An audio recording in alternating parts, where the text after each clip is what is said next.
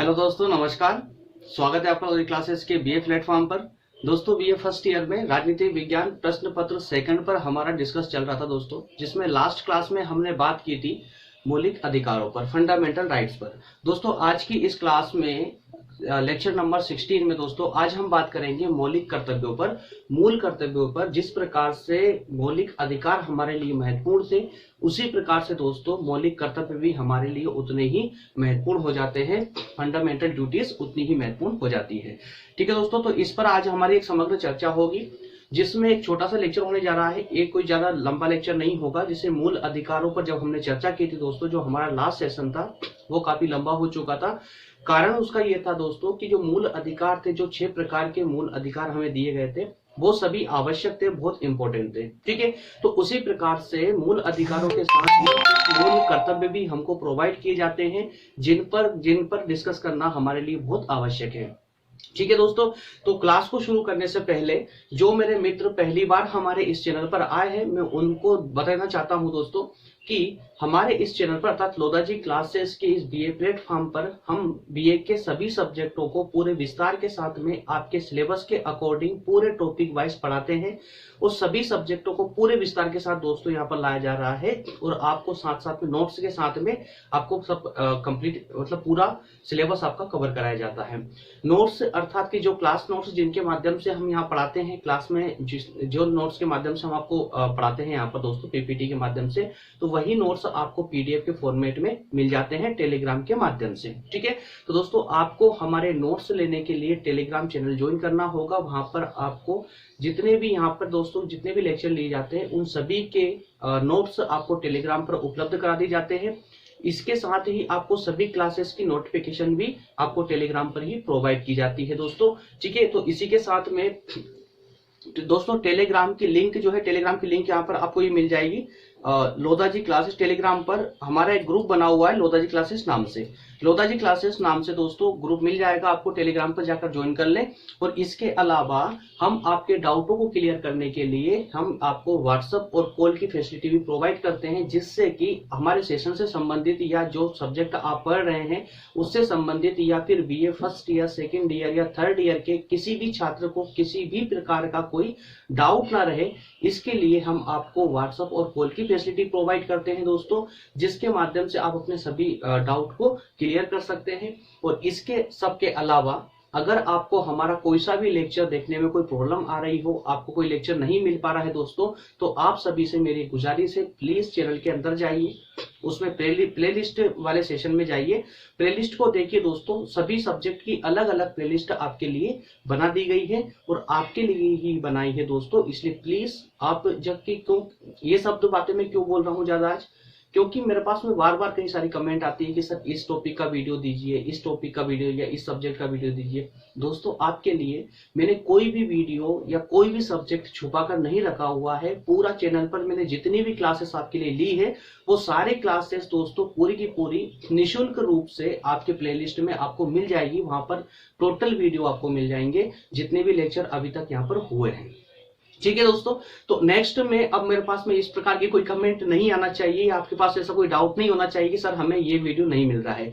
Please comment करने से पहले या डाउट अपने अंदर डालने से पहले दोस्तों आप प्लेलिस्ट में जाइए, वहां पर देखिए।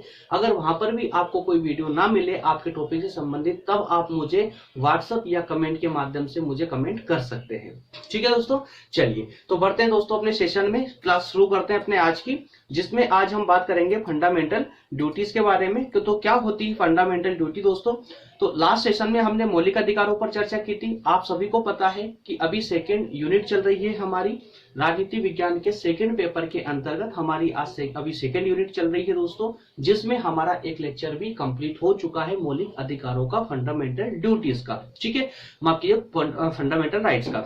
आज जो हम बात करेंगे फंडामेंटल ड्यूटीज पर दोस्तों, तो आज जानेंगे फंडामेंटल ड्यूटी क्या होती है। और जिस प्रकार से दोस्तों अभी आपने ये देखा कि सभी टॉपिकों के वाइज, टॉपिक के अनुसार ही आपको यहाँ पूरे पढ़ाए जाएंगे। मौलिक अधिकार, मौलिक कर्तव्य, डीपीएसपी, इसके बाद में सूचना का अधिकार दोस्तों, आरटीआई, इनके बारे में इस प्रकार से क्रम अनुसार आपके टॉपिक वाइज ही आपको यहाँ पर पढ़ाया जाता है और कोई पूरे विस्तार से दोस्तों पढ़ाई में आपके साथ यहाँ पर कोई कंफ्यूज या कोई कंजूसी नहीं की जाती है। मैं जितना भी पढ़ाता हूँ दोस्तों, हाँ कुछ लेक्चर है दोस्तों जो मैं बहुत धीरे लेकर आता हूँ, बहुत जल्दबाजी नहीं कर पाता हूँ इसमें।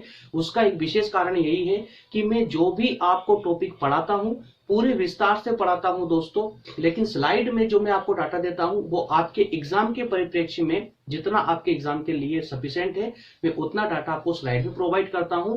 लेकिन समझाने में दोस्तों मैं आपके साथ में कोई कंजूसी नहीं करता हूं। जितना पूरा उसका उससे संबंधित जितना भी डाटा होता है मैं आपको पूरा प्रोवाइड करने का प्रयास करता हूं। ठीक है, चलिए तो दोस्तों जानते हैं हम आज के सेशन में क्या पढ़ने वाले हैं। आज के इस टॉपिक में दोस्तों हम क्या पढ़ेंगे, तो मूल कर्तव्यों के बारे में ही हमारा आज का पूरा सेशन होने जा रहा है।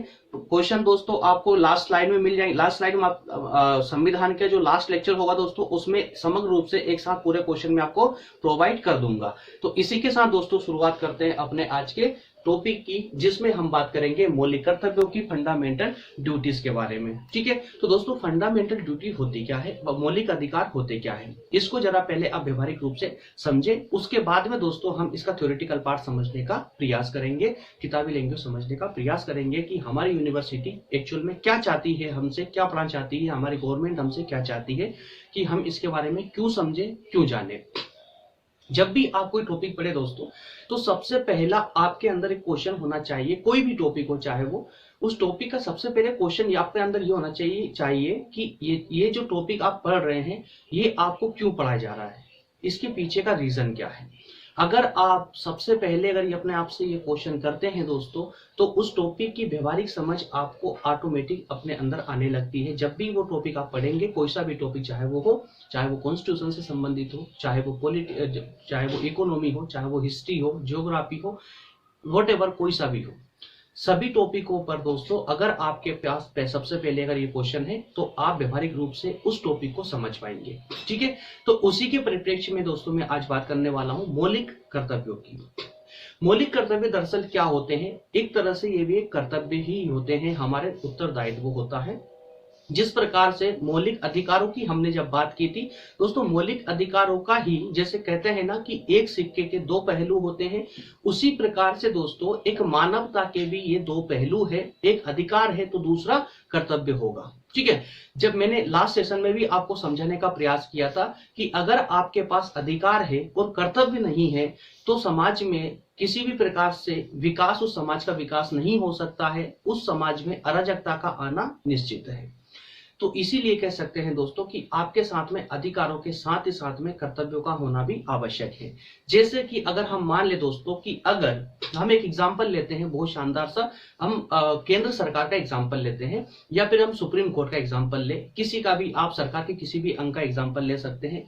क्योंकि हम इनका ही एग्जांपल लेंगे, क्यों, क्योंकि हम एक छात्र हैं और हमें इनसे संबंधित ही अध्ययन करना है, इनका एग्जाम्पल लेंगे तो ज्यादा बेहतर होगा। ठीक है, इसके लिए हम एक एग्जाम्पल लेते हैं दोस्तों संसद का। ठीक है, जो हमारे लिए कानून बनाकर लाती है संसद। आपको अच्छे से पता है कि हमारे शासन के 3 अंग होते हैं, एक होती है विधायिका जिसे हम संसद बोलते हैं, एक होती कार्यपालिका और एक होती न्यायपालिका। ठीक है, तीनों पृथक रूप से अलग अलग है, लेकिन कार्यपालिका और विधायिका दोनों आपस में संबंधित है। अब जरा कहानी को सुनिए दोस्तों, एग्जाम्पल समझिए कि जो हमारी संसद है अर्थात जो विधायिका है, जो हमारे लिए कानून बनाने का कार्य करती है, अगर उसको सिर्फ ये अधिकार दे दिया जाए संविधान के द्वारा कि आप कानून बनाएंगे, आप पर किसी का कोई नियंत्रण नहीं होगा, जैसा आप चाहे वैसे कानून बना सकते हैं, ये हो जाता है अधिकार जो संविधान के द्वारा हमारी संसद को दिया गया है। ठीक है, इसमें कोई डाउट नहीं ना। ठीक है, अब दोस्तों ये अधिकार संसद को मिल चुका है। अब हम मान लेते हैं कि अगर हमारे केंद्र में ऐसी सरकार आ जाती है जो अपनी मनमानी करती है और अपना मनमाने रूप से जिन पक्षों के द्वारा, देखिए राजनीतिक पार्टी ही जीत करके सरकार में आती है, वही अपनी सरकार बनाती है। अब राजनीतिक पार्टी क्या करती है कि जिसके द्वारा या जिस वर्ग, समाज के जिस वर्ग के द्वारा या किसी विशेष व्यक्ति वर्ग के द्वारा उनको सबसे ज्यादा जिसको सपोर्ट मिला होगा वो उन्हीं के पक्ष में अपना कार्य करेंगे, अधिकतम उन्हीं के पक्ष में कार्य करेंगे, अर्थात कि वो उस वर्ग को निराश नहीं करेंगे, सरकार उस वर्ग को निराश नहीं करेगी जिसके द्वारा वो जीत करके सत्ता में आई है। ठीक है, तो सरकार का अधिकतम फोकस किस पे होगा, कि जिन्होंने उनको सपोर्ट किया है वो भी उनको सपोर्ट करने का प्रयास करेंगे सत्ता में आने के बाद में, है ना। तो इन सबको देखते हुए ही दोस्तों हमारे संविधान ने क्या किया है कि संसद को अधिकार तो दिया है कि भाई आप देश के लिए कानून बना सकते हैं, परंतु इस संसद की इस जो अनियमितता होती है, जो असीमितता होती है, उस पर कंट्रोल लगाने के लिए, उस पर कंट्रोल करने के लिए दोस्तों कुछ कार्य अलग से कर दिए गए हैं संविधान के द्वारा ही। और वो कार्य क्या है दोस्तों, तो वो कार्य है कि हमारी जो न्यायपालिका, जो हमारा सुप्रीम कोर्ट है, उसको अधिकार दे दिया गया है कि जब भी संसद कोई कानून बनाकर लाए तो उस कानून की जांच आप कर सकते हो, अर्थात सुप्रीम कोर्ट कर सकता है। और अगर वो कानून कहीं से कहीं तक ऐसा नजर आता है कि वो समाज के लिए सही नहीं है, देश के लिए सही नहीं है, जनता के अधिकारों का उल्लंघन करता है, तो आप उस कानून को रद्द कर सकते हैं। ठीक है, तो इस प्रकार से क्या हुआ दोस्तों कि संविधान ने जहां संसद को कानून बनाने का अधिकार दिया, वैसे ही दोस्तों जैसे ही सुप्रीम कोर्ट को यह अधिकार दिया कि आप संसद के कानून की जांच कर सकते हैं, तो ये दोस्तों उसका दायित्व हो जाता है संसद का कि वो ऐसे कानूनों का निर्माण करे जो जनता के लिए उचित हो, जो जनता के विकास में सहायक हो। क्लियर हुआ। तो दोस्तों ये होते अधिकार और दायित्व, और इसीलिए मैं आपको बार बार कहता हूं कि अधिकार और दायित्व दोनों साथ साथ चलते हैं, दोनों साथ साथ होते हैं, चाहे वो किसी भी क्षेत्र से संबंधित हो। आप पुलिस प्रशासन को ले लीजिए दोस्तों, वो कार्यपालिका में आ जाएगा।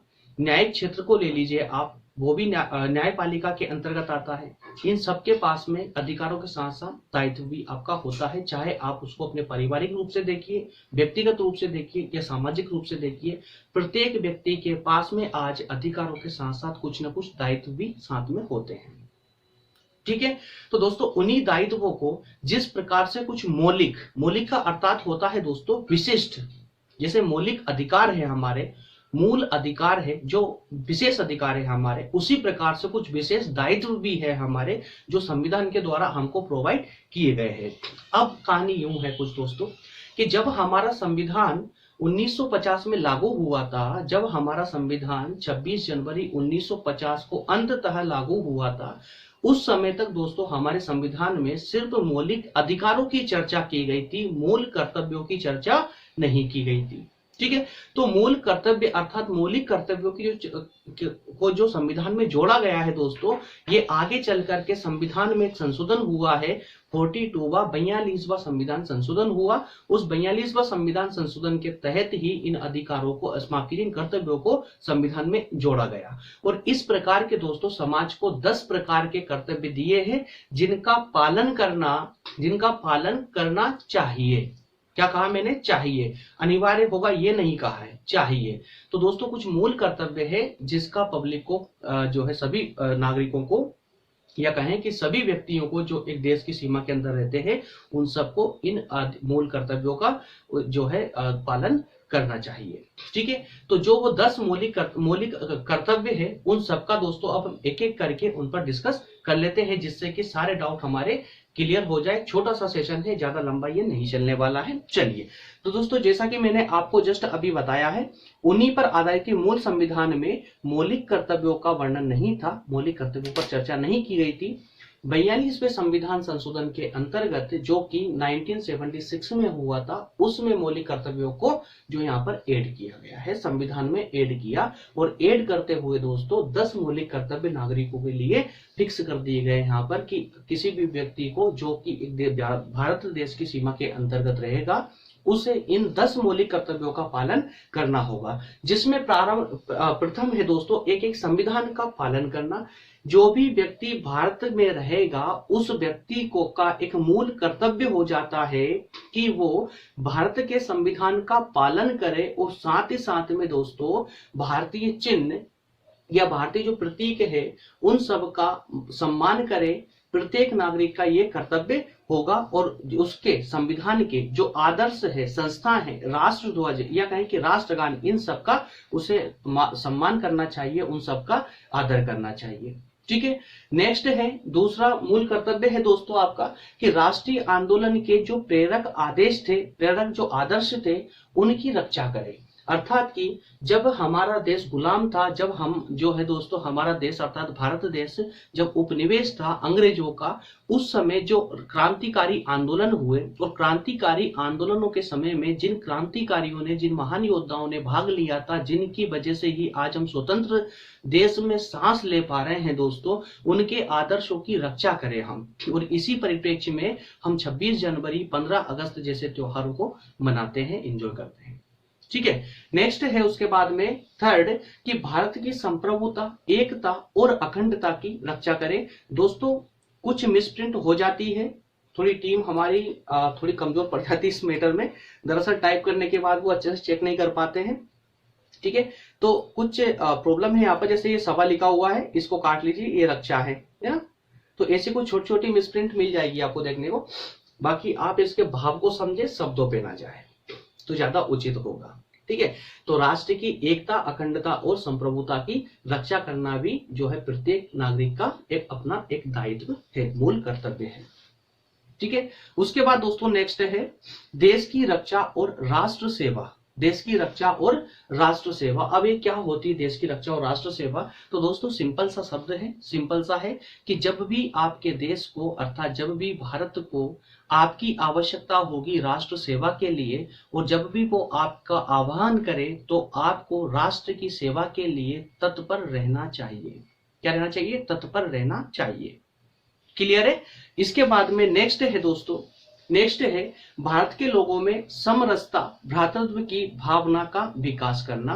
भारत के लोगों में मतलब कि कोई ऐसा कार्य ना करे, भारत का कोई भी नागरिक ऐसा कार्य ना करे जिसकी वजह से कि भेदभाव का जो सिलसिला प्राचीन समय में हमारे यहाँ चल रहा था उसको बढ़ावा मिले, या फिर कि किसी भी प्रकार से जैसे कि धर्म के मामले में, भाषा के मामले में, या प्रदेशों के मामले में, या किसी भी अन्य प्रकार से अगर भेदभाव किया जा सकता हो तो उसको रोके। ठीक है, तो भ्रातृत्व की भावना अर्थात एक मिलकर हम सब रहें, इस प्रकार की भावना का विकास करें, ये प्रत्येक नागरिक का एक दायित्व होगा। ठीक है, इसके अलावा दोस्तों, इसके अलावा नेक्स्ट है समन्वित संस्कृति की गौरवशाली परंपरा की रक्षा करना। ये देखिए फिर यहाँ पर सभा लिखा हुआ आ गया, ये भी रक्षा है ना, रक्षा। तो जो हमारी संस्कृति है दोस्तों, जो प्राचीन संस्कृति हमारे देश की रही है, उस संस्कृति की हम यथावत रक्षा करते रहे, उसके अगेंस्ट में ना जाएं। ठीक है, तो ये कुछ छोटे छोटे दायित्व है दोस्तों हमारे, जो हम व्यवहारिक रूप से उनका पालन करते भी है। सिर्फ कुछ उपद्रवी आपको तो देखिए वो तो हर जगह आपको देखने को मिलेंगे, कुछ उपद्रवी होते हैं ऐसे जो कि इनका पालन नहीं करते हैं, और फिर हालांकि वो ऐसे होते हैं दोस्तों, वो लोग वो होते हैं जिनको एक नैतिक दायित्व, किसी प्रकार की नैतिकता की समझ नहीं होती है। लेकिन समाज में जो भी एक नैतिक व्यक्ति होगा, जिसमें एक नैतिकता की समझ होगी ना, वो तो ऑटोमेटिकली व्यवहारिक रूप से ही जितने भी 10 दायित्व यहाँ पर दिए गए हैं, उन 10 ही दायित्वों का पालन निश्चित तौर पर करेगा वो, है ना, और सभी करते हैं दोस्तों। साथ में एक और अब नया दोस्तों, क्योंकि हालांकि 1976 में इसको जोड़ा गया था, तो इससे भी आप एक धारणा लगा सकते हैं कि आज पर्यावरण को लेकर के पूरा विश्व अब जाकर के जाग रहा है। लेकिन हम दोस्तों 1976 में ही जाग चुके थे। हमें पता था कि पर्यावरण की रक्षा अगर आज नहीं की गई तो कल से पर्यावरण भी हमारी रक्षा नहीं करेगा, और आज वही हो रहा है। आप खुद देख रहे हैं कि पर्यावरण कितना डिस्टर्ब हो चुका है, एनवायरमेंट कितना डिस्टर्ब हो चुका है। कहीं पर जहां सूखा पड़ता था वहां पर इतनी खतरनाक बारिश हो रही है, और जहां कंटिन्यूअसली बारिश होती थी वहां पे बाढ़ आ रही है या सूखा पड़ रहा, मतलब कुछ भी ऐसी स्थितियां उत्पन्न हो रही है। और वो सबका सब कारण है दोस्तों कि हमारा एनवायरमेंट का डिस्टर्ब होना, जो कि विश्व ने अब जाकर के कदम उठाना प्रारंभ किया है। और हम दोस्तों प्राचीन समय से ही पर्यावरण के जो है हितैषी रहे हैं, इसलिए हमारे मूल कर्तव्यों में भी ये स्पष्ट जुड़ा हुआ है कि प्रत्येक नागरिक पर्यावरण की रक्षा करेगा और जीव मात्र के प्रति दया का भाव रखेगा। ठीक है, जीव मात्र के प्रति दया का भाव रखेगा। ठीक है, इसके अलावा नेक्स्ट है दोस्तों आठवां हमारा जो दायित्व है वो है वैज्ञानिक दृष्टिकोण, मानवता और ज्ञानार्जन का विकास करना। कि प्रत्येक नागरिक, हमारे देश का जो भी नागरिक होगा, प्रत्येक नागरिक होगा, उस नागरिक का एक विशेष दायित्व यह होगा कि अगर कोई व्यक्ति ज्ञान के क्षेत्र में, विज्ञान के क्षेत्र में या किसी भी नए खोज के से संबंधित कोई अगर विकास कर रहा है तो उसको वो सपोर्ट करे, ना कि उसे उसके मार्ग में कोई बाधा उत्पन्न करे। मतलब कि जब भी कोई व्यक्ति या किसी अन्य व्यक्ति के द्वारा इस क्षेत्र में, इन क्षेत्रों में विकास के रूप में कार्य किया जा रहा हो तो उसको यथासंभव जितना हो सके उतना संभव तौर पर उसका सपोर्ट करे, उसकी सहायता करे और उसे आगे बढ़ाए, जिससे कि हमारे देश का दृष्टिकोण यानी वैज्ञानिक दृष्टिकोण में भी विकास होगा और इससे आपकी मानवता भी सुनिश्चित होगी। ठीक है, नेक्स्ट है दोस्तों, नेक्स्ट है दायित्व नंबर 9 है आपका सार्वजनिक संपत्ति की रक्षा। माफ कीजिए, मैं वैसे पढ़ने लगा हूं। सार्वजनिक संपत्ति की रक्षा और हिंसा से दूर रहना। जो भी सार्वजनिक संपत्ति है, अर्थात जो हमारी सार्वजनिक अर्थात सरकारी संपत्ति है, उसकी रक्षा करें, ये प्रत्येक नागरिक का दायित्व है। और साथ ही साथ में दोस्तों हिंसा से दूर रहना भी हमारा एक दायित्व है। हालांकि जो भी मैंने जिस अभी पहले बोला कि जो भी नैतिक प्राणी होगा, जो भी नैतिक व्यक्ति होगा, वो सभी को ये 10 दायित्व, तो क्या इससे भी ज्यादा दायित्वों का पालन वो निश्चित तौर पर करता होगा और निश्चित तौर पर करता ही है। लेकिन कुछ उपद्रवी है जो नहीं करते हैं, इसी कारण से वो उपद्रवी कहलाते हैं, है ना। नेक्स्ट एंड लास्ट है व्यक्तिगत और सामूहिक उत्कर्ष का प्रयास करें। व्यक्तिगत और सामूहिक उत्कर्ष का प्रयास करें।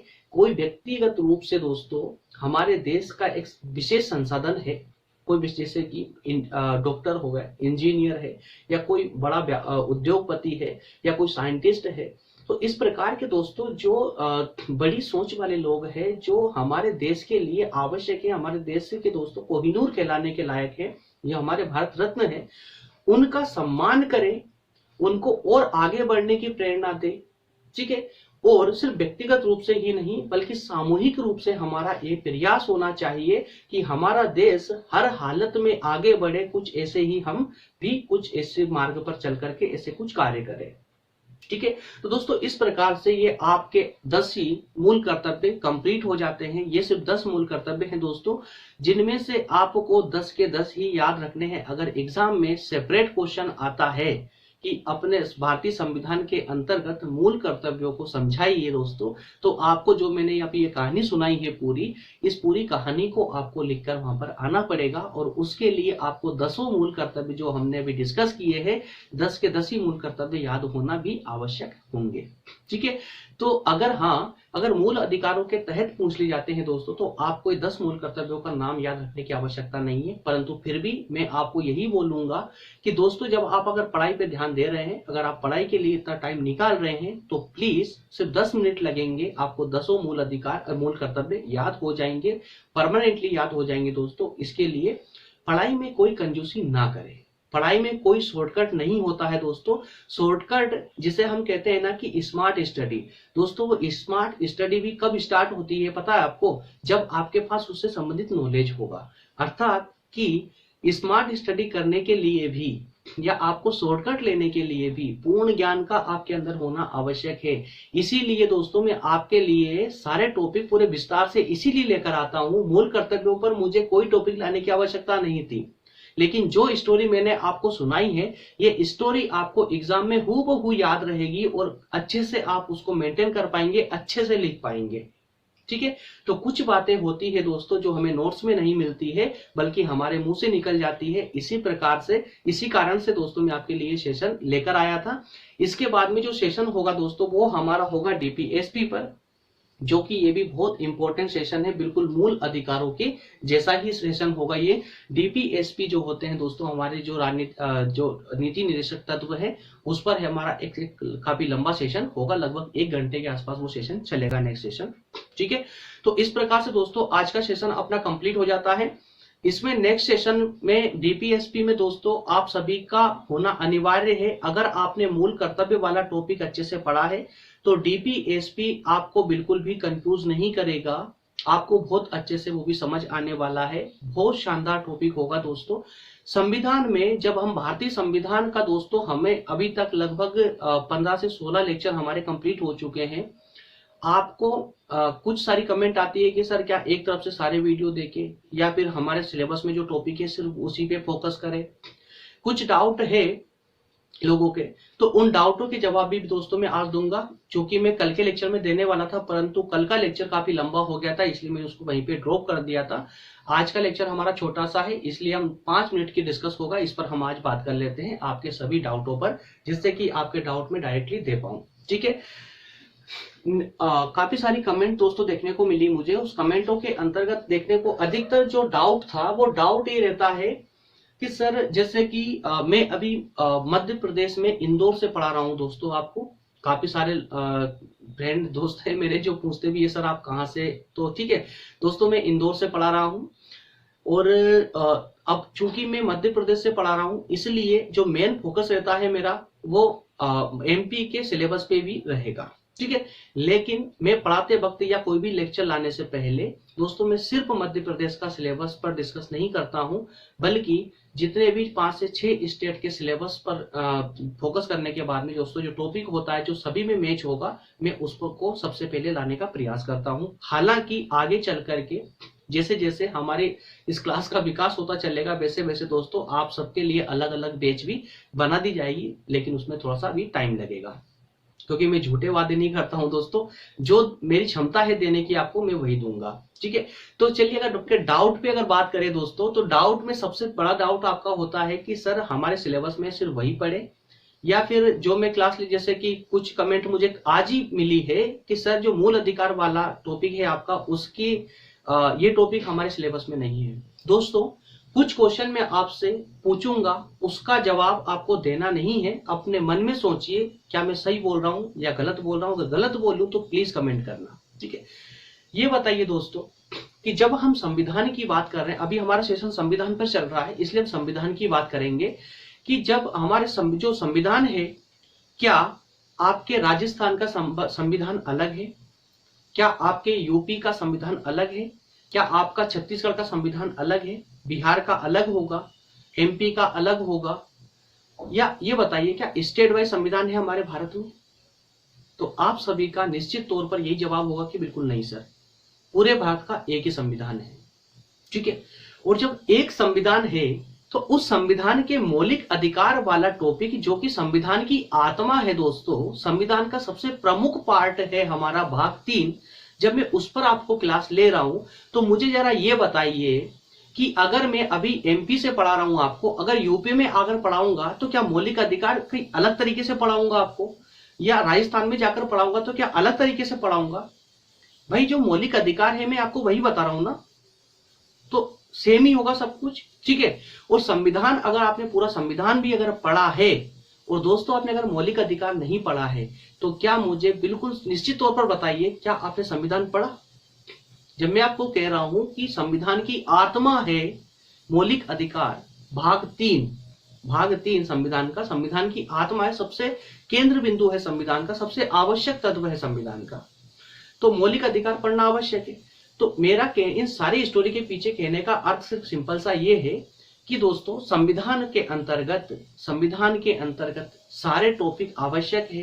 कोई सा भी लेक्चर संविधान का आपको नहीं छोड़ना है। अगर आपके सिलेबस में संविधान है तो, अगर आपके सिलेबस में संविधान है दोस्तों, तो भले से ही उसमें से कुछ टॉपिक आपके सिलेबस में ना हो, तो भी आपको वो टॉपिक पढ़ना है, क्योंकि संविधान का अध्ययन क्रम अनुसार अगर आप करते हैं और संविधान का पूरा नॉलेज अगर आप रखते हैं दोस्तों, तो यकीन मानिए आप कहीं से कहीं तक कभी धोखा नहीं खाएंगे। अगर मान लेते हैं कि अगर हो सकता है कि फर्स्ट सेमेस्टर में आपको संविधान के 2 या 3 भाग पढ़ने को मिले, सेकेंड ईयर में फिर 2-3 भाग पढ़ने को मिले, ठीक है, तो इस प्रकार से यूनिवर्सिटी आपसे अलग अलग पार्ट में संविधान पढ़वा सकती है। लेकिन मैं चाहता हूं दोस्तों कि आप कल कंप्लीट होंगे उससे पहले कि आज ही कंप्लीट होइए ना। संविधान का आपने अगर चैप्टर उठाया तो कंप्लीट कीजिए उसको, आपके सिलेबस में हो या ना हो उससे क्या मतलब है उसका। संविधान के पूरे टॉपिक पढ़िए आप, आपका पूरा क्लियर होता चलेगा। फिर आपको सेकेंड ईयर में अगर आपका संविधान नेक्स्ट पार्ट आता है संविधान का, तो आपको वहां पढ़ने की आवश्यकता नहीं पड़ेगी, और अगर पढ़ोगे तो वहां रिविजन होगा आपका। है ना। तो इस प्रकार से दोस्तों आपको सिलेबस में यही करना है। आपको सबसे पहले अगर संविधान वाला या जो सब्जेक्ट में पढ़ा रहा हूं अगर वो सब्जेक्ट आपके सिलेबस में है तो आपको एक भी वीडियो को मिस नहीं करना है, सभी क्लासेस को देखना है। वो डिपेंड करता है कि अगर सेम टॉपिक आपके सिलेबस में है तो आप उसके शॉर्ट नोट तैयार कर सकते हैं, जिससे कि आपके एग्जाम में जो है दोस्तों रिवीजन करने में दिक्कत नहीं आएगी। और बाकी तो आपके रिवीजन करने के लिए मैं आपको ये क्लास नोट्स पीडीएफ के फॉर्मेट में टेलीग्राम चैनल पर उपलब्ध करवा ही रहा हूं। आपके आसानी से एग्जाम से पहले आपका रिविजन हो जाएगा। क्लियर हुआ दोस्तों आपके डाउट? तो सभी लेक्चरों को आपको देखना है ना, इसमें कोई डाउट नहीं है। अब इसके अलावा एक डाउट और जो सबसे ज्यादा मतलब कि पूरे डाउट सेशन जो है हमारा उसमें लगभग 80% एक डाउट आया है, और लगभग दोस्तों यूपी से, राजस्थान, छत्तीसगढ़ और अपने बिहार से अधिकतर मुझे डाउट देखने को मिला है। अब जरा उस डाउट को सुन लीजिए, बहुत अच्छा डाउट भी, हालांकि अच्छा डाउट है। डाउट ये है कि सर आप जो पढ़ा रहे हैं, जो लेक्चर हमको प्रोवाइड करते हैं वो क्रम अनुसार नहीं है। ध्यान दीजिए, क्या क्रम अनुसार नहीं है ना, ऊपर नीचे आपका जा रहा है। जैसे कि जो आपने लेक्चर लिया है ये तो हमारी फर्स्ट यूनिट में है और मैं यहाँ पर बोल रहा हूँ थर्ड यूनिट, या कि जो आप थर्ड या सेकेंड यूनिट में पढ़ा रहे हैं सर ये तो हमारे फर्स्ट यूनिट में है या फिफ्थ यूनिट में है। ठीक है, मैक्सिमम लोगों का ये डाउट है। उनके लिए मेरा जवाब ये है कि दोस्तों इस प्रकार के डाउट में आपको कंफ्यूज होने की बिल्कुल भी आवश्यकता नहीं है, क्योंकि आप एक आर्ट्स के स्टूडेंट है दोस्तों, आर्ट्स के। ठीक है, तो आर्ट्स के स्टूडेंट सिर्फ बीए में एडमिशन लेने से नहीं बन जाता है। थोड़ा सा अपने जो मस्तिष्क है ना इसको भी थोड़ी सी तकलीफ दीजिए ताकि ये भी थोड़ा जागृत हो। इसमें ये करना है आपको कि जो आपका सिलेबस है मेरे मित्रों, जो सिलेबस है आपका उस सिलेबस को सामने रखिए और उसके बाद जाइए हमारी प्लेलिस्ट में, जो पूरी प्लेलिस्ट आपको प्रोवाइड की गई है उसमें जाइए। ठीक है, अब सिलेबस में आप टॉपिक को देखिए और प्लेलिस्ट में वीडियो जो आपको क्लास लेक्चर जो प्रोवाइड किए गए हैं उनके लेक्चरों को देखिए, दोनों को मैच करो दोस्तों। हो सकता है ऊपर नीचे मिलेंगे आपको, तो जो वीडियो सीरीज में तो आप कुछ एडिट नहीं कर सकते, लेकिन आपके जो आपका सिलेबस है उसमें तो एडिट कर सकते हो ना भाई। आपके सिलेबस में जो भी टॉपिक दिया गया है उस टॉपिक पर आप वीडियो के नंबर चढ़ा दीजिए कि आपको कौन सी क्लास में ये टॉपिक पढ़ाया गया है, तो आप अपने सिलेबस के अनुसार क्रम में पढ़ लो। प्रॉब्लम क्या है उसमें? कोई प्रॉब्लम नहीं है, सिंपल सा सोल्यूशन है इसका। ठीक है, तो इस प्रकार दोस्तों छोटी छोटी जो कुछ तकलीफें हैं उनको खुद से अपने आप से भी सोल्व करने का प्रयास करा करें। अपने मस्तिष्क पर थोड़ा दबाव डालिए, थोड़ा सा उसको भी डिस्टर्ब कीजिए। वो डिस्टर्ब होगा तभी जाकर के आपका ये जो है ना थोड़ा खुलेगा, थोड़ा चलने लगेगा, आसपास के एनवायरनमेंट को पढ़ने लगेगा, समझने लगेगा। ठीक है दोस्तों, और बाकी इन सबके साथ में एक